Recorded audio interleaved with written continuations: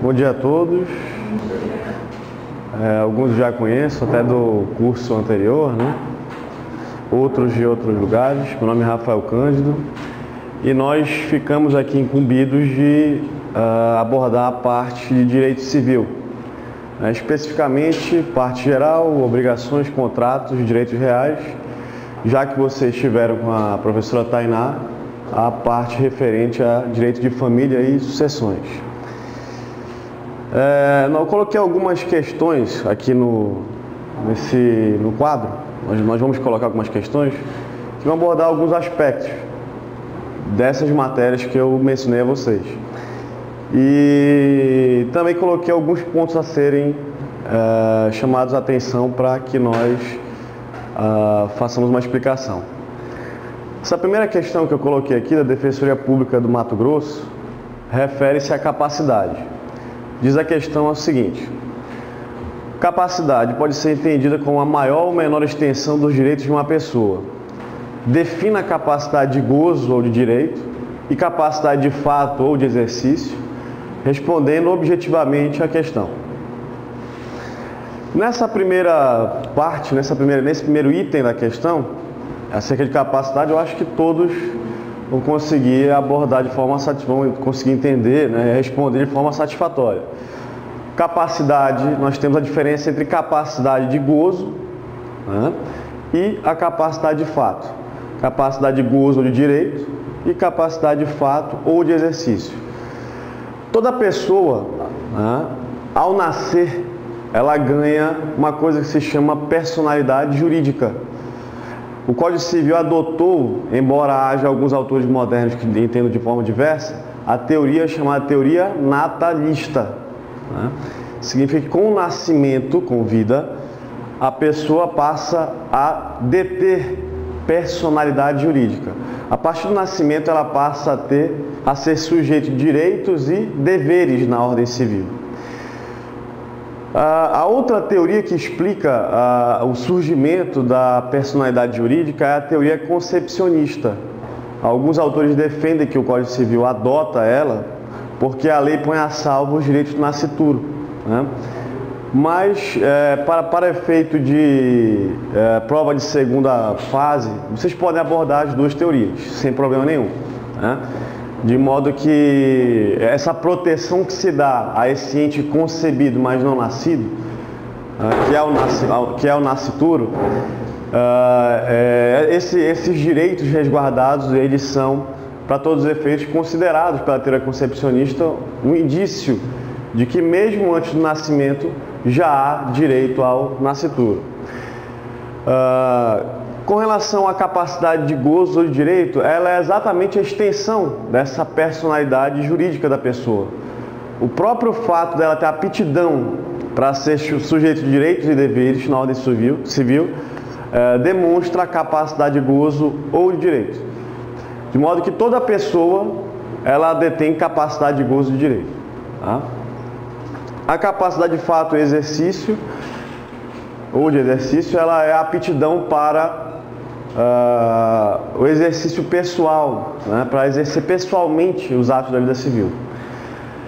Não basta que a pessoa, quando vá praticar um negócio jurídico, um ato jurídico qualquer, ela detenha apenas a capacidade de direito. Não basta que ela seja sujeito de direitos e obrigações na ordem civil. É necessário também que ela tenha uma aptidão para exercer pessoalmente aquele ato. E essa aptidão é que se chama de capacidade de fato. Então, a capacidade civil plena, ela decorre quando há a conjugação desses dois elementos de capacidade: a capacidade de direito e a capacidade de fato. Aí nós temos o que chamamos de capacidade civil plena. É possível que uma pessoa tenha capacidade de direito e não tenha capacidade de fato, mas o inverso não é verdadeiro. Significa que eu não posso ter ninguém que tenha capacidade de fato, mas não de direito. Porque a capacidade de fato, ela implica necessariamente a existência da capacidade de direito.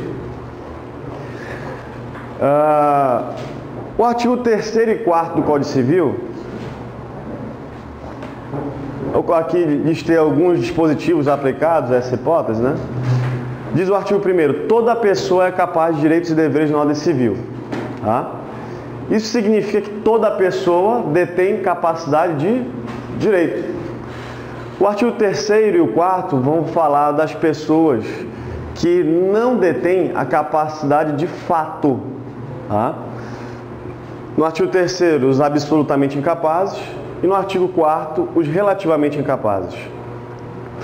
No artigo 3º, que lista os absolutamente incapazes, estas pessoas listadas, que é o menor de 16 anos, aqueles que por enfermidade de deficiência mental não tiverem o necessário discernimento para a prática dos atos da vida civil, e os que mesmo que por causa transitória não puderem exprimir a vontade, estas pessoas, elas não podem exercer pessoalmente o ato da vida civil. Uma outra pessoa exerce esse ato representando a primeira, que são os representantes. Né? No caso dos menores de 16 anos, o representante por lei são os pais. Tá? Na falta deles, na falta dos pais, o juiz pode nomear um tutor. Lembre que a tutela sempre ela faz referência a um sujeito menor. O instituto da tutela nunca pode ser aplicado para um sujeito maior. Tá? Aí o nome já será outro instituto, que é a curatela. No artigo 4º, que trata dos relativamente incapazes, estes relativamente incapazes, eles devem praticar os atos da vida civil conjuntamente com uma outra pessoa. Né? Eles são assistidos, portanto.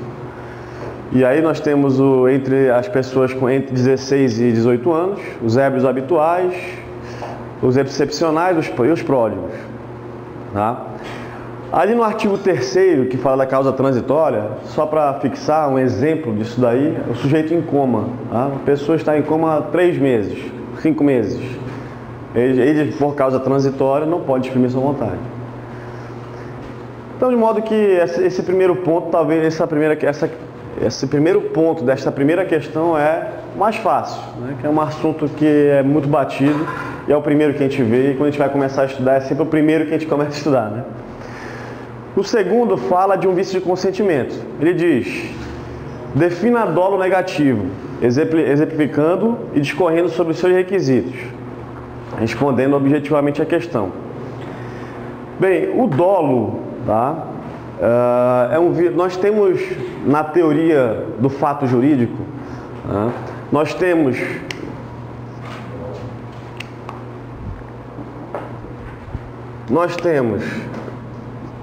fato jurídico, certo? Em sentido lato sensu.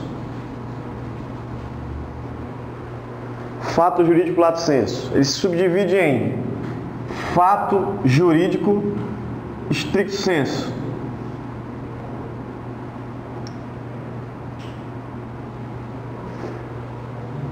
Fato jurídico lato sensu é o que? Compõe o que? Fato jurídico lato sensu é todo acontecimento que tem uma consequência na órbita jurídica. Todo acontecimento que tem uma repercussão no direito, para o direito, ele é considerado um fato jurídico. Uma chuva é um fato jurídico? Depende. Uma chuva que não gere nenhum acontecimento jurídico, nenhum fenômeno jurídico, não é. Mas se essa chuva gerar a quebra de um telhado, ou desmoronamento de um prédio, e isso implicar em consequências jurídicas para pessoas, na órbita jurídica de pessoas, entre locatário e locador, né, entre o comodatário e o comodante, etc., aí sim, esse fato será um fato jurídico. O fato jurídico stricto sensu é aquele que está ligado exclusivamente a eventos da natureza. Esse é o fato jurídico stricto sensu. Fato jurídico, ou melhor, ato jurídico,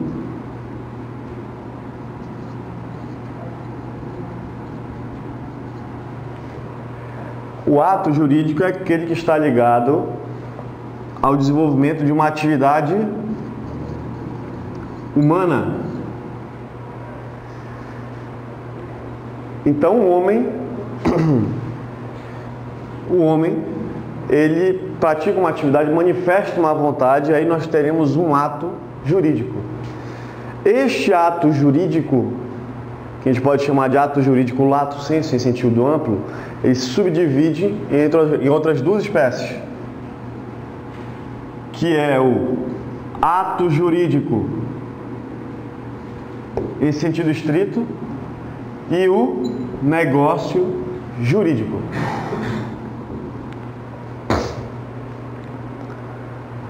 Essa diferenciação aqui, pessoal, entre ato jurídico em sentido estrito e negócio jurídico é muito importante e muito cobrada. Tá? O ato jurídico em sentido estrito, ele é todo ato, é toda manifestação de vontade em conformidade com a lei, é toda manifestação de vontade em conformidade com a lei e cujos efeitos são por ela, pela lei, regulados. Então, no ato jurídico em sentido estrito, há uma manifestação de vontade de acordo com a lei, não pode ser contrária à lei, obviamente, e os efeitos dessa manifestação de vontade são pré-determinados, são regulados pela própria lei. No negócio jurídico, nós temos uma manifestação de vontade em conformidade com a lei, mas os efeitos desta manifestação de vontade não são regulados inteiramente pela lei, mas pela vontade das partes. Ou pela vontade de uma das partes, se for um negócio jurídico unilateral. Ok?